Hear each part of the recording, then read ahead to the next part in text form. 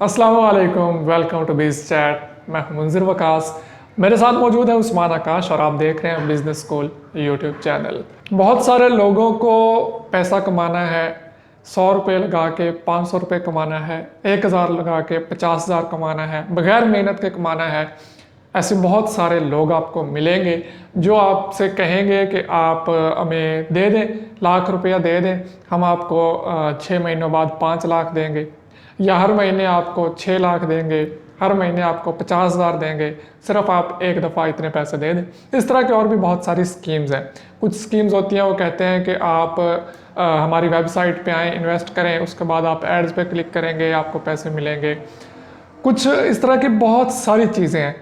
एक किसी दरख्त का भी जिक्र हो रहा था, मुझे एक व्यूअर ने कमेंट किया था कि वो कोई दरख्त है, वो बहुत कीमती है, तो हम उसमें इन्वेस्ट करें तो हमें इतना प्रॉफिट मिल रहा है, तो इस बारे में बताइए। तो मैंने सोचा इस पे एक डिटेल्ड वीडियो होनी चाहिए।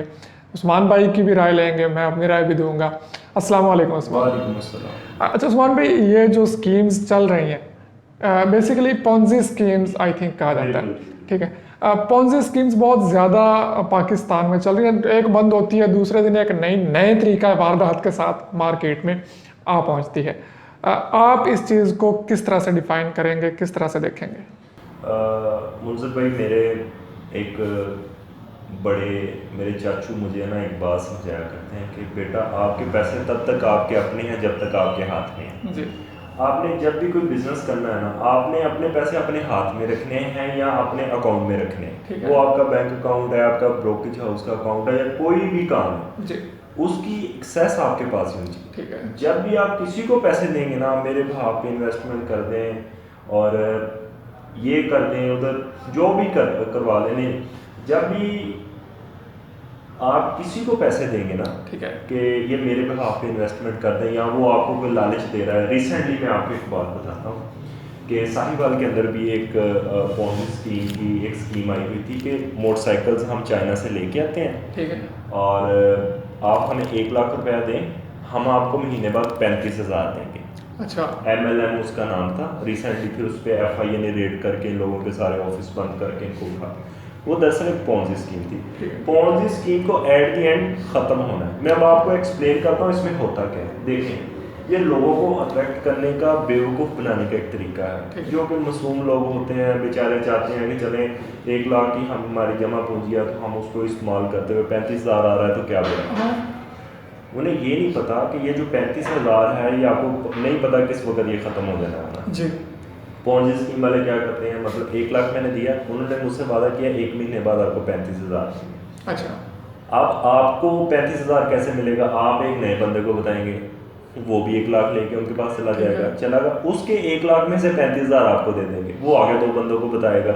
ठीक है, ऐसे करते करते वो आपके पैसों में से ही आपको पैसे देते जाते हैं। इनिशियल स्टेज पे जो उधर आते, अगर तो इनिशियल स्टेज पे चले जाएं फिर तो वैसे फ्रॉड हो गया। कुछ इनिशियल स्टेज पे आए, शायद वो बच जाते हैं, उनको कुछ पैसे मिल जाते हैं पॉन्जी स्कीम के अंदर, जो आहिस्ता आहिस्ता लोगों को देखते देखते उनके पास पैसे लेके जाते हैं। एट दी एंड वो सारे पैसे इकट्ठे करते हैं और लेके भाग जाते हैं। और ये बहुत देर से हो रहा है और अभी भी हो रहा है, बिल्कुल बचा जाए इससे। यहाँ पे मैं आपको एक एग्जांपल दूंगा, बिल्कुल हकीकी।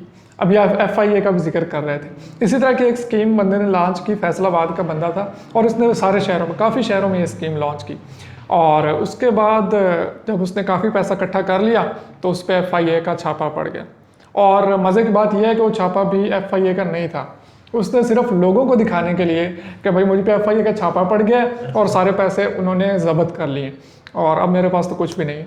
आज उस बंदे का फैसलाबाद में एक अपना प्लाजा है और वो मज़े से एंजॉय कर रहे हैं और लोगों के पैसे खा गए। लेकिन मंजूर भाई, मेरे देखने में है ना, इन लोगों का बनता कुछ नहीं। वो मेरे दादा वो मुझे कहा करते हैं कि बेटा, चोर का दीवा नहीं जलता।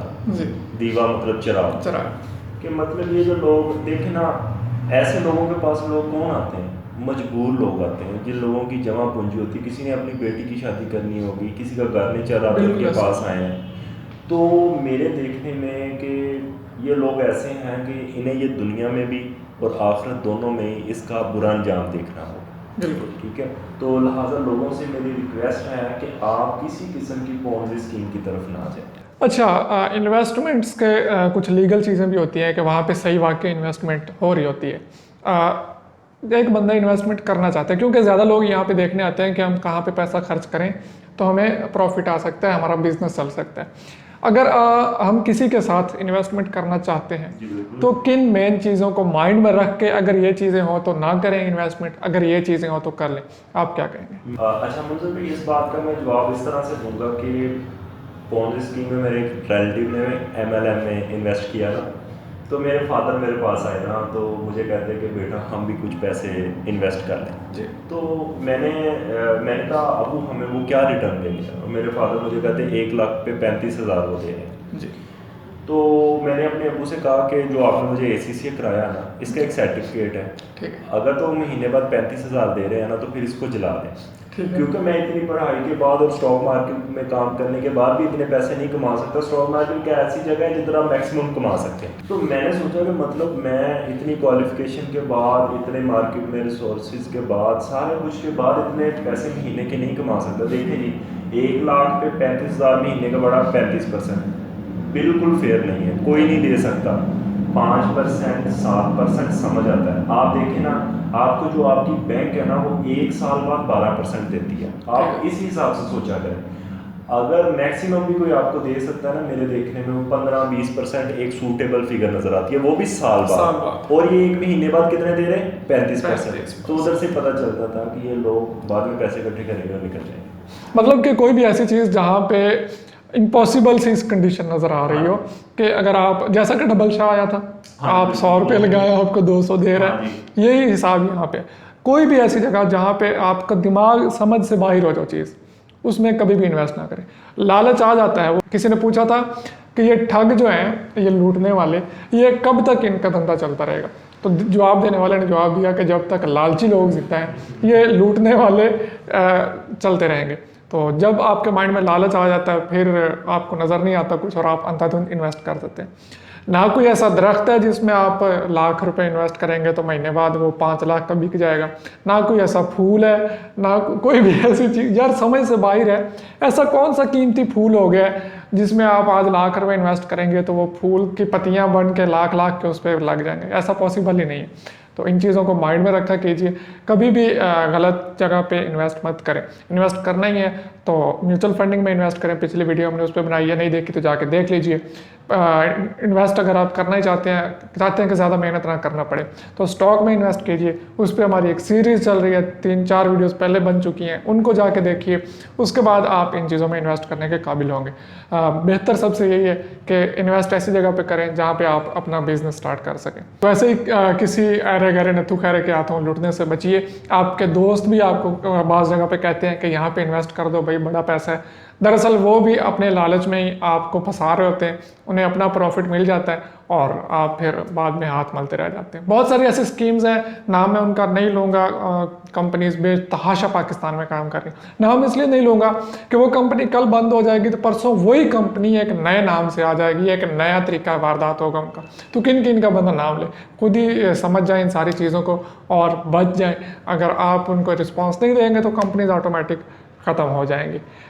तो ये हमने कोशिश की है कि आपको बचाया जा सके पॉन्जी स्कीम्स से, आपको लूटने से।